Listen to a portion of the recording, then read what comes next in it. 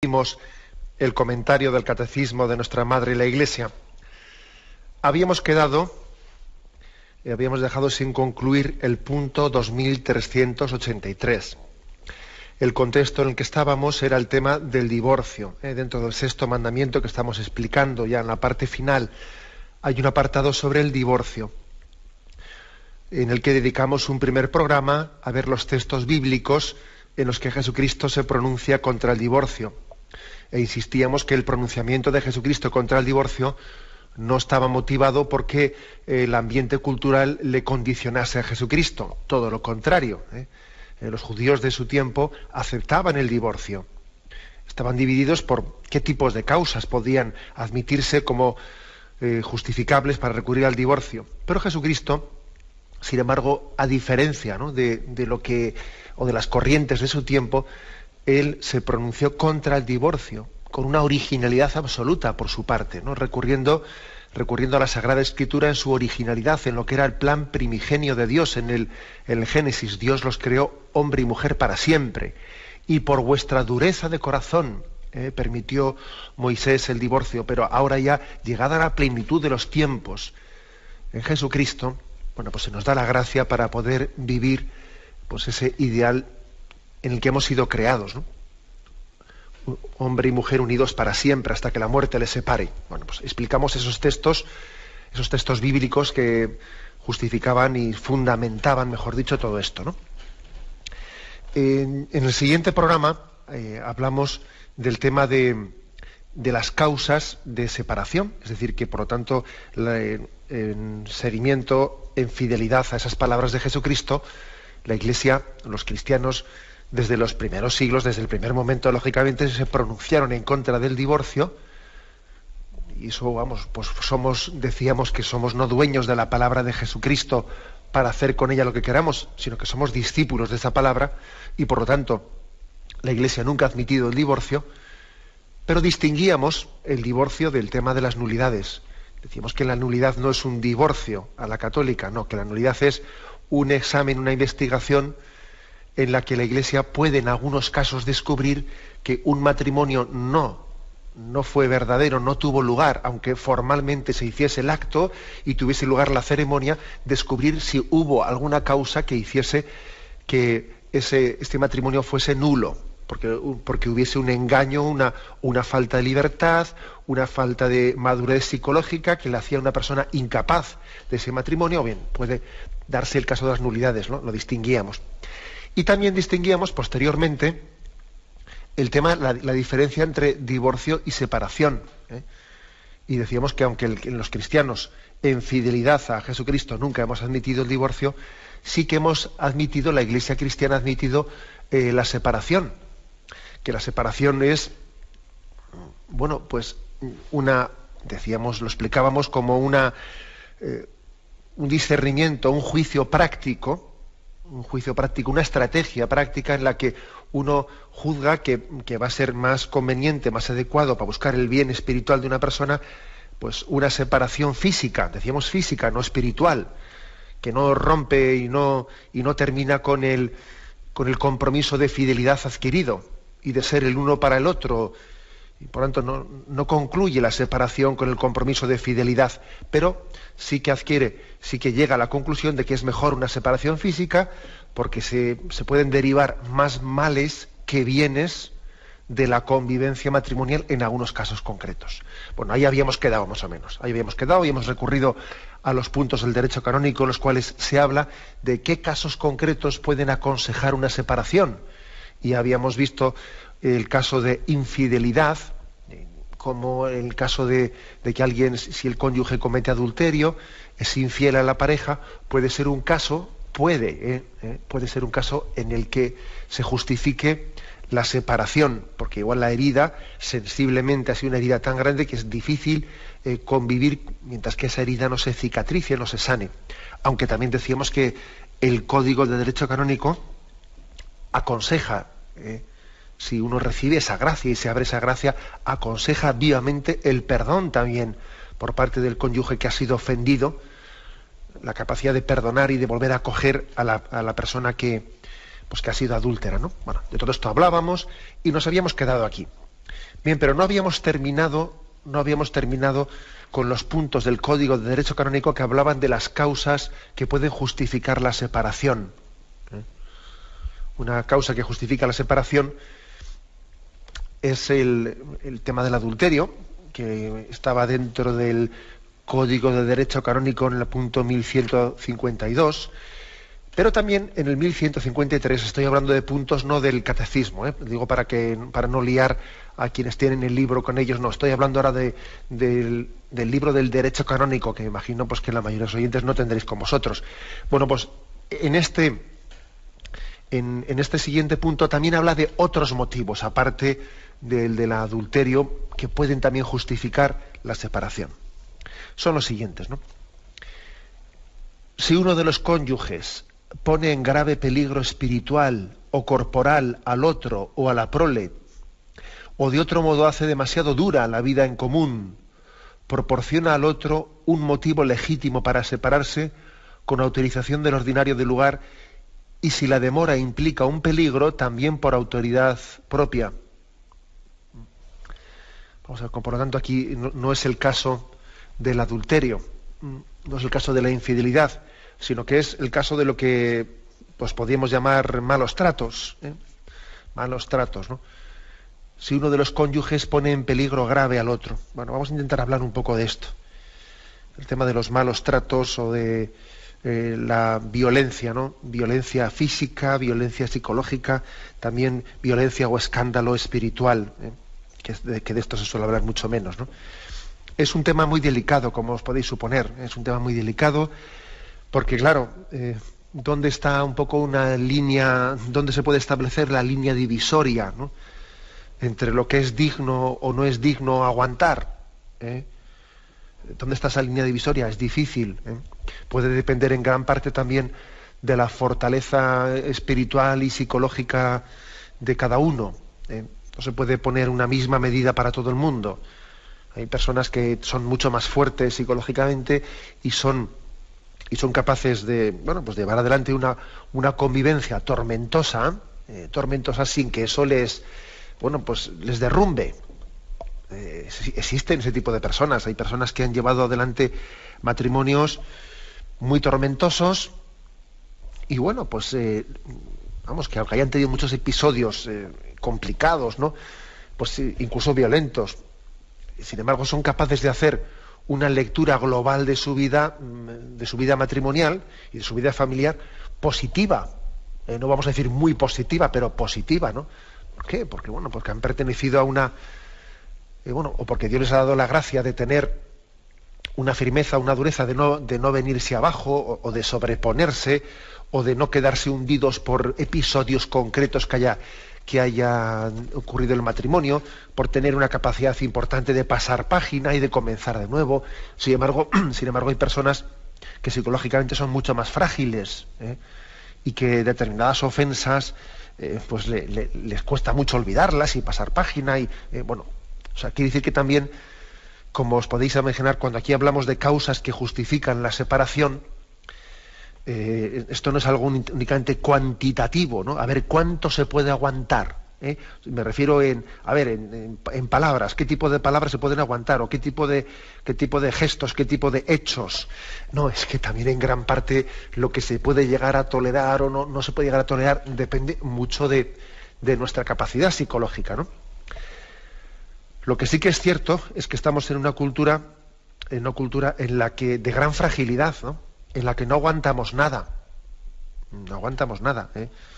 Yo creo que lo dije en su momento cuando explicamos el tema del matrimonio aquí en el catecismo, que recuerdo que en una ocasión un juez que él estaba casi explícitamente de una cierta edad, ¿no?, que le faltaba poco para la jubilación, pero encargado casi exclusivamente del tema de separaciones matrimoniales y de dictar sentencias, etcétera, me decía él que él daba muchas sentencias, ¿no?, de separación o de divorcio a unas parejas que se presentaban con unos escenarios que iban contando las causas, ¿no?, de separación y de divorcio. Decía, en mis tiempos, cuando él estaba a punto de jubilarse, ¿no?, decía, en mis tiempos esos conflictos hubiesen sido motivo para tener problemas durante una semana y luego todos arreglados, pero decía, yo ahora estoy dictando sentencias de separación y de divorcio por problemas que en mi juventud hubiesen supuesto con mi mujer, pues 2 días de morros y luego todo solucionado. Se refería a que hay mucha menos capacidad de aguantarnos, ¿no? Y de tolerarnos, mucha menor capacidad. Esto es una realidad. Hay mucha menor capacidad también porque no hemos sido educados en el olvido de nosotros mismos, porque en gran parte nos hemos ido dando todos los caprichos, nunca nos hemos negado nada. Entonces, claro, el matrimonio supone una negación, ¿no? Supone una capacidad de renuncia a mi proyecto para hacer una comunión. No hay comunión sin renuncia, etc. O sea, todo esto partimos de una gran carencia, ¿no? Que pone el punto 2383, punto en el que se habla sobre causas de separación. Y en concreto estábamos viendo el tema de la violencia doméstica como una de las causas que el Código de Derecho Canónico explícitamente pues alega que pueden justificar la separación en el matrimonio. No la ruptura, no el divorcio, pero sí la separación. Y en la intervención anterior estaba yo hablando o queriendo también un poco desenmascarar pues una especie de mito, de falsedad que se ha hecho contra el matrimonio, en la que se dice que es que el matrimonio, esa visión de unidad que tiene la Iglesia Católica, de mantener la unidad, ¿no?, ha sido encubridora de violencia doméstica, ha sido incluso generadora, porque por querer mantener la unidad del matrimonio, pues se ha encubierto violencia doméstica. Bueno, decía yo que no niego que es posible, yo conozco casos, ¿no? Conozco casos concretos en los que creo que ha habido esposas que han aguantado lo que no debieran de haber aguantado, lo que no era digno aguantar. Luego hablaremos un poco de esto, ¿no? Y les ha faltado la libertad interior de discernir de que llegado a este punto, llegado a este momento, pues estoy siendo chantajeado y son mis miedos y son mis temores los que me están impidiendo dar el paso que debo de dar y que conciencia debo de dar, que es una separación para evitar males mayores. Eso es verdad. Pero también quería, siendo esta verdad que luego vamos a hablar de ello, quería también dar una palabra pues para rebatir lo que se dice globalmente sin matizar, ¿no? Eso de que la visión católica o cristiana del matrimonio unido, indisoluble, está dando amparo, está encubriendo violencia doméstica. Porque el hecho es que otros de los datos que hoy en día podemos constatar estadísticamente es que existe muchísima más violencia doméstica fuera del matrimonio que en el matrimonio estable. Y vuelvo a recurrir a los datos del Observatorio contra la Violencia Doméstica y de Género del Consejo General del Poder Judicial. Y son datos que lo que vienen a decirnos es que la violencia contra la mujer es mucho más frecuente en las uniones de hecho que en los matrimonios. Por ejemplo, ¿no?, se viene a decir que el 35% de las órdenes de protección contra la mujer se han dictado contra el marido, el 30% contra el compañero, el 21% contra el excompañero y el 12% contra el exmarido. Claro, y si tenemos en cuenta que la proporción que existe en España entre parejas casadas por la Iglesia, por lo civil, y cuántas son las uniones de hecho, uno deduce estadísticamente que la frecuencia de malos tratos es 13 veces mayor en las parejas de hecho que en los matrimonios. Este es un dato estadísticamente comprobable. O sea, la frecuencia de los malos tratos es 13 veces superior en las parejas de hecho que en los matrimonios. Bueno, con lo cual, por supuesto que tenemos que discernir cada caso concreto, cuando hay causas de separación, cuando no, pero esa especie de acusación al matrimonio mismo, ¿no?, a la institución matrimonial misma, de que es ella la que tiene la culpa, ¿no?, de generar el machismo y de generar la violencia doméstica, no es cierta, porque hay que decir que que hemos sido también deudores de una visión romántica en la que se viene a decir, propia un poco del mayo 68, ¿no?, en la que venía a decir que para que el amor entre nosotros, entre el amor humano, sea sincero, sea auténtico, pues no tenemos que ligarlo a instituciones, ¿no? El amor está reñido con los papeles, Atar el amor con un contrato es como meter el pájaro en una jaula. ¿Os acordáis de aquello? O de aquella canción de Pablo Milanés que decía: yo no te pido que me firmes 100 papeles grises para amar, ¿no? Y fijaros qué tipo de visiones románticas había, totalmente, que estaban sembrando una especie de sospecha al matrimonio mismo. Y aquella cultura, pues del mayo 68, llamada revolución sexual, fue el caldo de cultivo idóneo para la extensión de una mentalidad contraria al matrimonio. Y el contrato matrimonial, pues muchas veces fue sustituido por uniones de hecho. Bueno, muy curioso, porque con el tiempo las uniones de hecho reivindicaron un reconocimiento legal. Entonces querían reconocimiento legal para las uniones de hecho. Dice un hombre, qué curioso, ¿no? Decía usted que usted está en contra de los papeles, de que le liguen el amor a los papeles. Luego, ¿cómo pide pues que las uniones de hecho también tengan papeles?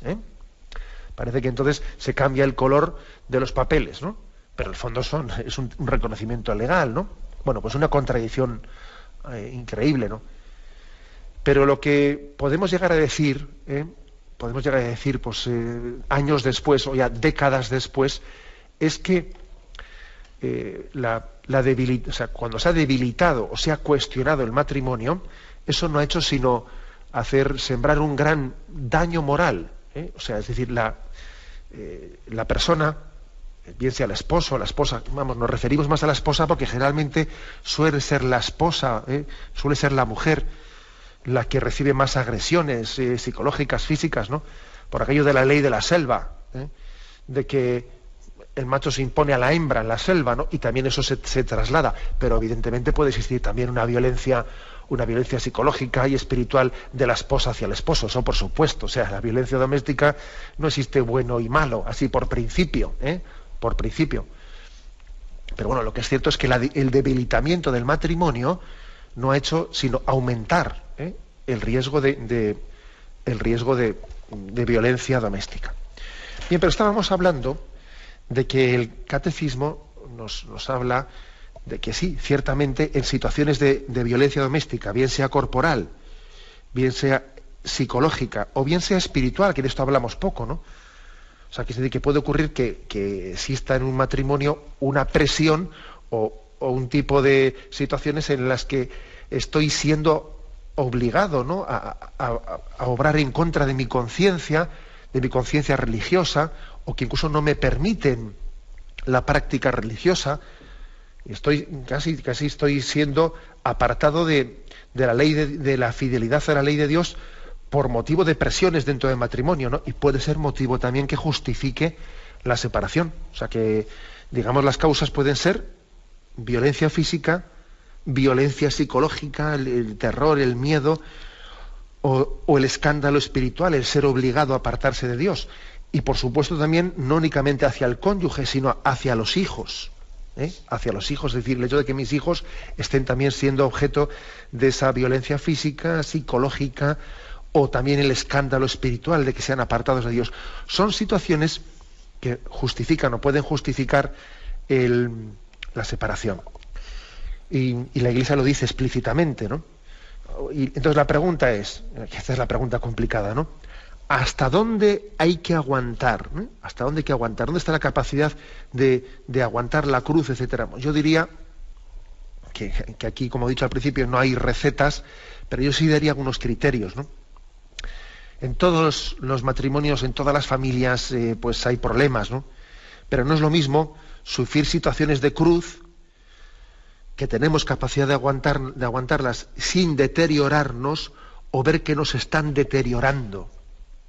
Están deteriorando a la persona, la están llenando de complejos, la están llenando de miedos, la están haciendo perder paz. Dos programas, el primero que hablamos sobre el tema del adulterio y la infidelidad matrimonial como una de las causas que puede justificar la separación, y el segundo que hemos hablado del tema de los malos tratos, ¿no?, o de la violencia doméstica como otra, doméstica en sentido físico, psicológico y de escándalo espiritual que pueden justificar la separación. Pero también hemos dejado sin concluir algún matiz importante que hace el derecho canónico, ¿no?, que dice: realizada la separación de los cónyuges, hay que proveer siempre de modo oportuno a la debida sustentación y educación de los hijos. Es decir, el deber moral, no solo civil, no solo civil, porque una cosa es que haya leyes que en los procesos de separación pues exijan o obliguen pues, a pasar una determinada cantidad para el sustento del cónyuge, de los hijos, etcétera. Pero aparte de una obligación civil, aquí lo que dice la Iglesia es que también existe una obligación moral ante Dios, no solo ante las leyes del Estado, también ante Dios. Es de justicia. ¿Por qué? Porque no únicamente tengo un contrato civil, no, es que ante Dios yo he adquirido, es decir, yo, pues como esposo soy corresponsable, o sea, soy responsable, mejor dicho, corresponsable del destino de mi esposa y de mis hijos, aunque esté separado de ellos. O sea, continúo teniendo, ¿no? Pues ese deber de responsabilidad. Y lógicamente es un pecado, que no solo una ilegalidad, es un pecado el que uno escatime en ese sustento. Y a veces se suelen cometer pecados graves, pues como más o menos los siguientes, ¿no? El hecho de que en vez de entregar ese dinero pues al cónyuge, que es el que pues especialmente suele ser la mujer, ¿no?, la que queda bajo la tutela de los hijos, pues uno escamotea ese dinero a su cónyuge y sin embargo se lo está dando de una manera indiscriminada con caprichos a los hijos. Es un pecado bastante generalizado el pretender comprar a los hijos, el cariño de los hijos, ¿no?, pues con caprichos y malgastando el dinero con ellos, cuando me tocan el fin de semana de que los hijos vengan a nuestra casa y dándoles regalos y estando comprando pues para que no me odien por lo que ocurrió en casa, y sin embargo estoy luego escamoteando el dinero que debería dar más generosamente para su sustento diario. Esto es frecuente, ¿no? El que nuestra mala conciencia, pues porque no hayamos sido capaces de mantener una familia unida, que hayamos tenido que llegar a la separación, vemos que nuestros hijos no tienen la adhesión hacia nosotros que debieran de tener, o sea, que debieran de haber tenido, por culpa nuestra, y entonces resulta que para intentar comprar su adhesión y su cariño les estamos incluso haciendo una especie de chantaje. Yo les doy un capricho, tú les das más, el otro le da más, y estamos malcriando a los hijos por este motivo. Luego hay que decir, tenemos un deber de manutención hacia el cónyuge una vez que se ha producido la separación y hacia los hijos, y también yo añadiría, y tenemos un deber de no caer en la tentación de estar malcriando o comprando el afecto o chantajeando el afecto con el dinero, con esos hijos. La verdad es que son pecados nuevos que están surgiendo entre nosotros, ¿no? Pero son muy frecuentes, muy frecuentes. Y otro punto más, y con esto concluimos el punto 2383. Estamos hablando de la separación, causas de separación. Bueno, y por supuesto, lo dijimos ayer, hoy no lo he insistido tanto, pero también en decir que el cónyuge, el que podemos decir es más inocente, porque aunque vamos a decir que generalmente en una separación, hombre, eso de que uno es la parte buena y la otra es la parte mala, ¿no? Uno tiene toda la culpa de la separación y el otro no tiene ninguna. Bueno, pues siempre hay una parte más culpable que la otra, pero desde luego no conviene que hagamos una caricatura de que yo soy el bueno y el otro es el malo al 100%. Siempre tenemos, ¿no?, algo por lo que decir yo pecador, y aunque uno haya sido más la parte inocente de una separación, o la parte paciente, que es quien la ha padecido, y el otro es un poco quien la ha generado, pues desde luego no conviene que hagamos una lectura así un poco caricaturesca en la que le echemos la culpa al otro de todo. Bien, pero digamos que la parte que podríamos decir que ha padecido la separación, porque la otra se ha marchado o lo que fuere, ¿no?, también es importante que entienda que, bueno, pues que es de alabar que tenga como objetivo el recuperar la convivencia, la unión del matrimonio, una vez que hayan sido superadas las causas que motivaron la separación.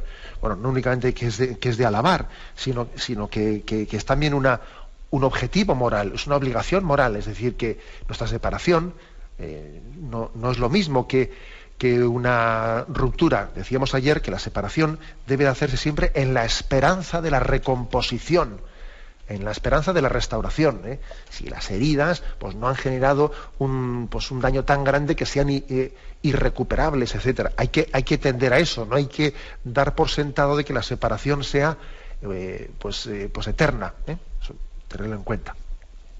Y digo que el punto 2383 termina con un matiz que es el siguiente. Hablamos de separación, pero dice: si el divorcio civil representa la única manera posible de asegurar ciertos derechos legítimos. Sí, buenos días, ¿con quién hablamos? Buenos días. Buenos días, le escuchamos, adelante. Habla con María Jesús. Adelante, María Jesús, le escuchamos. Mire, monseñor, lo escucho todos los días. Ahora estamos con el tema del matrimonio, la separación y los malos tratos. Yo, por desgracia, he sido una mujer maltratada psicológicamente y físicamente. He estado 27 años aguantando, y porque estoy casada por la iglesia. Yo no estoy divorciada, sigo estando casada. Yo no me pienso divorciar porque la iglesia no lo admite, por supuesto, ni porque para mí es mi marido ante Dios. Pero he sufrido muchísimo, he estado muy enferma, sigo estándolo. Tengo una depresión muy importante que ya no es curable. Eso me ha conllevado a otras enfermedades. Hace 5 años que tuve que separarme porque la psiquiatra y los médicos me decían: te vas a morir, te va a matar. Y entonces un día, ya delante de mi hija, tenía 14 años, pequeña, y me dio una paliza tan inmensa, tan grande, que me dejó muerta, tirada. Y después dijo que yo me había dado algo, que me había mareado y que me había muerto, a unos vecinos que llamó. Y a raíz de ahí, a otro día como pude, yo fui al centro de salud de ahí del pueblo, de la mujer, para decirle al psicólogo o a alguien que lo que me estaba pasando, que yo estaba así de mala, porque yo iba, pues era la iglesia, la confesión, nunca se lo decía al sacerdote los malos tratos. Se decía que yo estaba con depresión, que sentía muchísimo esa depresión. Yo nunca llegué a odiarle, por supuesto, pero yo veía que eso estaba yendo en contra de mí, porque a veces sí que sentía una sensación de miedo, de horror, de algo, y pues estoy pecando hoy. Y bueno, pues me decidieron que me tenía que separar, que me estaban matando, y bueno. Gracias por su testimonio. Mire que en el fondo su testimonio es un caso práctico que corrobora un poco el principio así genérico que hemos querido dar. ¿Alguna aplicación concreta que sacamos de su testimonio? Mire, lo primero, como consejo personal a usted, mire, los errores que usted pudo cometer, incluso pues si quizás el haber aguantado demasiado o el no haberse separado antes, son errores que ahora mismo pues no es cuestión de dar vueltas que no tenía que haber hecho y sí tenía que haber hecho, sino sencillamente ante Dios pues uno los asume, los abraza e intenta santificarse partiendo del momento de la situación presente, ¿no? Pues luchando con esa depresión y esa situación que tiene usted. O sea, pienso que tenemos que santificarnos abrazando el momento presente del que partimos, ¿no? Pero es verdad también que las cosas que usted nos cuenta a nosotros también nos ayudan un poco a discernir. Por ejemplo, la importancia de que alguien se abra a contar esas situaciones de violencia doméstica, pues con quien pueda ayudarle, con su consejero espiritual. Usted dice que no se atrevía ante el sacerdote con el que se confesaba a contarle lo que le estaba ocurriendo. Es importante que exista, es decir, que el pudor de lo que ocurre en el seno del matrimonio no nos lleve a permanecer mudos. No, señor, tenemos que tener un ámbito de apertura espiritual, bien sea con el sacerdote, con el sacerdote por supuesto, ¿no? Pero igual también con alguna persona, dentro de la familia, no lo sé, ¿no? O un amigo. O sea, es importante que exista un ámbito de expresión de lo que nos ocurre en el seno de la familia, ¿eh? Segundo, cuando vemos que un nivel de violencia nos está deteriorando, ¿no? Deteriorando psicológicamente, etcétera, como ha sido su caso, pues no debemos de aguantar. O sea, no es correcto recurrir al argumento cristiano de asumir la cruz para aguantar lo que no haya que aguantar. No, porque es evidente que el Señor no quiere que abrace una cruz que me está deteriorando. El Señor quiere que las cruces que abrazamos nos hagan crecer. Las cruces sean camino de maduración, no una cruz que me deteriore y me impida pues, ser madre como tengo que ser madre con mi hija y me meta en una depresión. O sea, esa cruz no podemos recurrir al argumento de que es voluntad de Dios que la abrace. La prueba es que Dios no me da la gracia de abrazarla sin deteriorarme. Si Dios quisiese que abrazase una cruz, me daría la gracia de abrazarla creciendo en ella, no deteriorándome en ella. ¿De acuerdo? O sea, creo que este discernimiento es importante. Bueno, adelante, damos paso a un siguiente oyente. Buenos días. Buenos días, monseñor. Buenos días, soy sí. Isabel. No quiero decir de qué ciudad De soy, acuerdo, Isabel, muy bien. de Badajoz. Vamos a ver, dos testigos principales solicitado en una nulidad de matrimonio. ¿Qué responsabilidad llevan cuando son practicantes católicos y no se presentan a la llamada de testigo? Y segundo, ¿es normal que en la diócesis arzobispal de Mérida, Badajoz, haya un proceso de nulidad hace 4 años y ni se tiene noticia de nada? Se van los abogados a ver qué pasa y en el obispado siempre dicen: esto está a punto, esto está encima de la mesa del señor arzobispo. ¿Tiene que firmar eso el señor arzobispo o depende solo del juez? Muchas gracias, monseñor. Dios se lo pague. De acuerdo.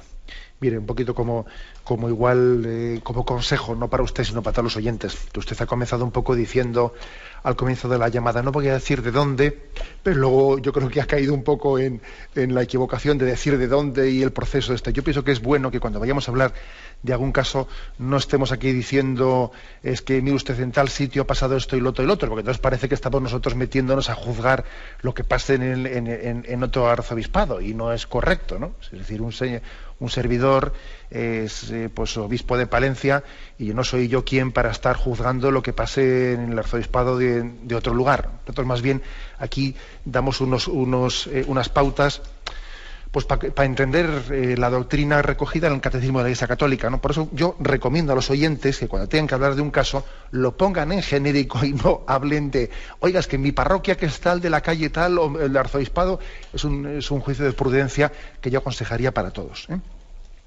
Pero bien, respondiendo en genérico y no en concreto, ¿podemos tener obligación moral